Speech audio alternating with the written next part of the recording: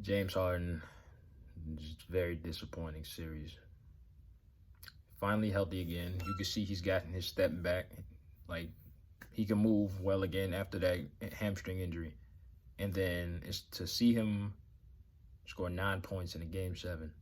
A man who averaged 36 not too long ago in a full season. Averages 27. Is it 27 on his career in the playoffs? Or is it? Yeah, it's in the 20s for the playoffs. It's gone down in recent years because he's been sacrificing to make other stars comfortable playing with him, which is a good team move. But I need him to remember who the hell he is. Because in that series right there, he ain't look like James Harden. He looked like somebody who's trying to overthink on what the coach was asking him to do to make sure that his guys are getting what they need to be successful. And then when it's not successful, you got he's the vet on that team. He's 33 years old. He's a vet.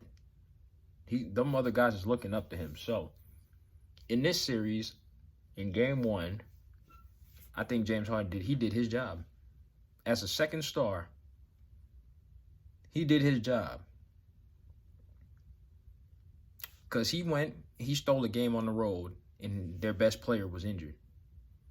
45 points in game one. He did his job. And then not only did he do his job there, he did his job again. I know it was 42 points. 2 games of 40-plus points. So he did his job in that regard. And the other games he had were bad. Was it 2 in a row he had that were bad? Games 2 and 3 were bad, and then the next 40-point game. And then game 5 and 6, he didn't. No, it's game 6. Game 6 and 7, he gave us what he gave us in games 2 and 3. So I'm seeing James Harden. He's capable to still give us what. He's still an offensive juggernaut. If he need to throw some dimes around because somebody's open, he can do that. But he can still knock down shots. He can still get to the free throw line. He can still drop somebody. He can cross someone up. He did it all. He did all of that. And they sent their best defender, Jaylen Brown, at him. Well, Jaylen Brown and Marcus Smart. They sent both of them at him. And in 2 games, he won Philly 2 games. So that's why I look at Joel Embiid and I'm like, he got you 2 games. You got to finish it off. It's got to be you, Mr. MVP. But James Harden is not off the hook because he got him 2 games and then he stunk up the joint in 5. So that's why I want to know, what is his role for Philly? Because it doesn't seem like it's very clear. Is he a scorer? It can't be, because the scoring's gone down. See, with KD and Devin Booker, they're like 1A, 1B. They both scoring the ball at all times, but they know they got Chris Paul right there to dime them up. Or if Chris Paul is out like he was in the Denver series, they just take the ball and they're going to get buckets. However they're going to get buckets, they're going to do the job. LeBron James and Anthony Davis. LeBron gets Anthony Davis going.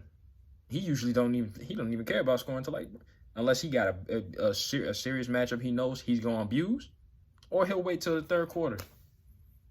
Hey, yo, my team needs me now. Okay, I'll show up. That's what he's doing, and it works for them. So in Philly, I'm not even gonna use Tatum and Brown because they're a very weird duo. They rarely ever click at the same time. Game 7 was one of those times where they were clicking at the same time, and Tatum just happened to have a all-time performance. So what I want to know for Philly is, what is James Harden's role? Is he the point guard? Because right now, in the pecking order, it's Joel Embiid. Harden's the second leading scorer. And he's leading the team in assists with 10. But here's a problem with that. Doc Rivers keeps starting Tyrese Maxey alongside him. And he also has Tobias Harris on the court with PJ Tucker at the 4. Start games like that. Tyrese Maxey is as great as he is. He's been spectacular. He was spectacular the whole last 2 playoffs. He don't need to be starting with James Harden. That's not going to work. James Harden is not a defensive-minded player. Tyrese Maxey, he could get you a few defensive stops, but if you see Jason Tatum or Jaylen Brown, you don't want Maxey on the court with Harden, because one of them is going to get attacked, and they did attack Harden that series. So James Harden's going to be a playmaker. He making plays for Tyrese Maxey. When it's time for Harden to get a break, is Maxey not a point guard? He's still a scorer.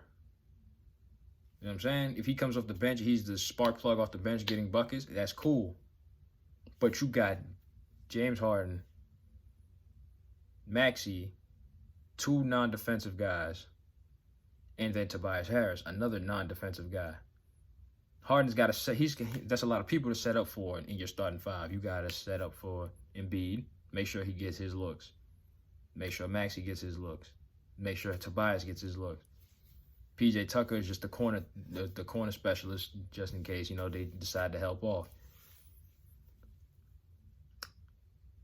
It's a very confusing situation, because what do you want him to be? What do you want James Harden to be? Do you want him to be a point guard that's setting up the offense at all times, or do you want him to be James Harden, who we know is going to get points no matter what? He ain't shy about getting his points when he wants to get the points, and that's what he needs to be.